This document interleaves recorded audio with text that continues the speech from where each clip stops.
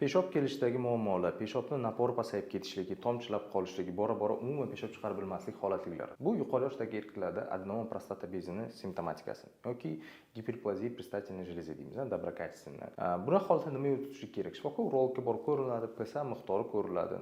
Qancha miqdorda peshob qolib ketilyapti, buni ko'ramiz UZI ultratovush yordamida. Prostata bezining hajmini ko'ramiz. Agarda prostata bezi hajmi yuqori bo'ladigan bo'lsa, kattalashgan bo'lsa, bunaqa holatlarda lazer orqali yoki transrektal rezeksiya orqali prostata bezini hajmini kichkinaytirib, hayotimizni tezda yaxshiroqga o'zgartirsak bo'ladi.